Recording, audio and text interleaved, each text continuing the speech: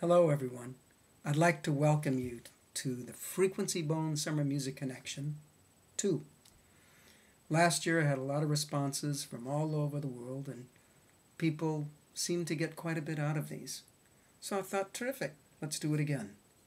And as you saw from the previous email announcing the start of this, the format's going to be a bit different.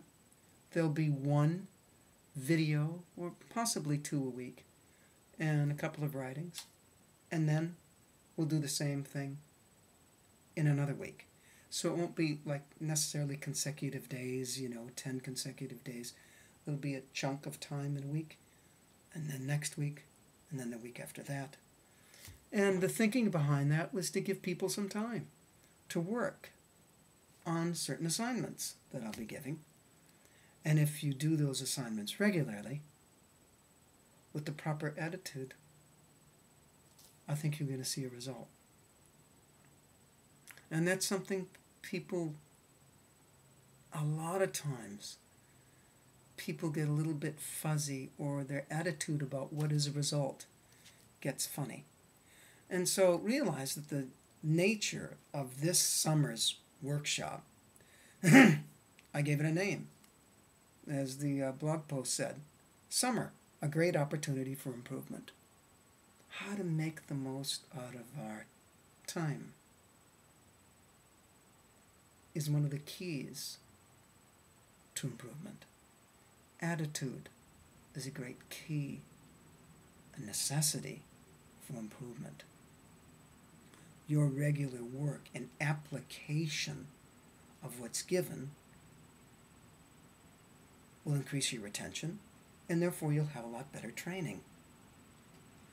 So, even though you're not going to maybe some great music festival this summer, or some, seminar overseas, doesn't mean you can't make great progress during this time. In fact, you can learn all about personal responsibility and not waiting for things to be given to you, but actually taking the little bits that you're given and treat them like seeds and plant them in the regularity of your practice and your routines. And if you see, a seedling that's coming up could be a little bit sick, or it's not quite as strong as it could be, maybe you have to give it another kind of nourishment. Maybe you have to dig a little irrigation system. So, this is a time where you can really develop your perception, your creativity, and making the most out of small things. And if you get the knack of that, you'll never be bored. And you'll never wonder, what should I be doing next? Because you'll know there's always things to do. And that's great. So, one of the things is I'd like to talk about the practice room, and I actually, on that previous blog post, listed, chamber of discovery or little room of torture, your practice sessions, or little house of horrors. Many different things your practice sessions can be, but they can always help you if you have a right attitude, and that you don't come with an expectancy that is demanding of the wrong kind. The balance between allowing yourself not to always sound exactly the way you want, at the same time watching against that turning into a lazy attitude. So you balance between what you'll allow yourself and what you resist in yourself. And that has to be discovered. And guess what? That depends on your interest about what you do. So let's start with something very practical in your practice sessions. First of all, I think it's important to come into your practice session and allow 5 minutes, 10 minutes, depending on how much time you have, to acclimate. Maybe you need to relax a little bit. You know? Take a few deep breaths. You know? Or yell. Laugh. Pick up your horn and go. If that's what you feel like you need to do. Do something on the mouthpiece if that's what makes you feel good. But just allow yourself some time so your mind, your emotions, and your instrument become a little bit more unified.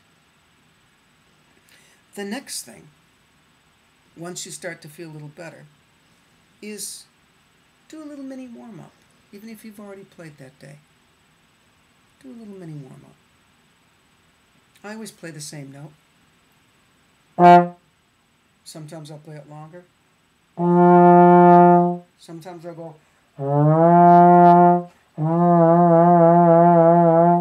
Anything that makes me feel natural and that I start with how I actually am, and then I work from there. So one of the things I'd like to do is give you a 3-step method in how to work on something. Now we all need air pressure to play, okay? And air pressure is related to your will. Maybe you've heard me say that before. But if you take your finger and you do a very subtle poke, that has to be deliberate and conscious. It just won't poke by itself. And it's the same thing with your air. And I'll do that a bit. I'll feel that air pressure on my hand. And then the next thing, you can pick some Arbon's etude, some solo or a Roshu, and try thinking air pressure and pitch. And then play it again and think air pressure and tone. And then play it again and think air pressure and rhythm. And after you've done that, the 3 different ways, you might discover, wow, which one kind of turns the switch for all of them to appear? And then do a 4th one, air pressure and character. So, I'll try it. Here I'll think air pressure and pitch.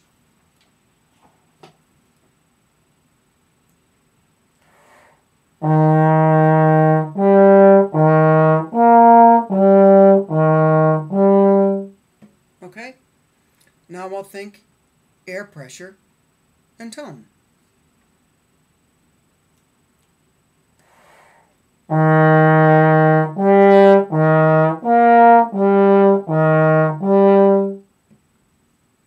Now I'll try air pressure and rhythm.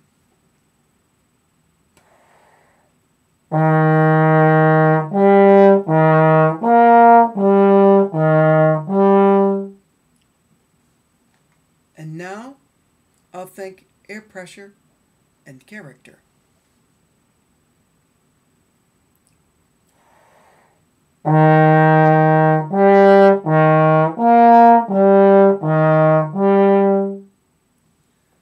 Now, I knew which one felt easier for me.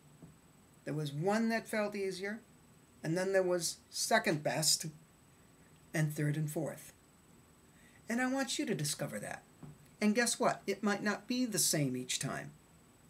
But try this on the different things that you play this week. Keep a little log. Tape it. Tape it and see. If what you feel felt better, actually, if you listen to it, would you have picked that one as the best? And these are small ways of developing self-awareness and also warding off too many dispersed thoughts at one time. Because let's face it, playing is a great juggling act. So if you just do certain things one at a time, you can focus in on them and get to know them. So this is what I suggest for this week. See what happens to you. Keep a log. And remember, improvement is very close by. Especially if your attitude is in the right alignment.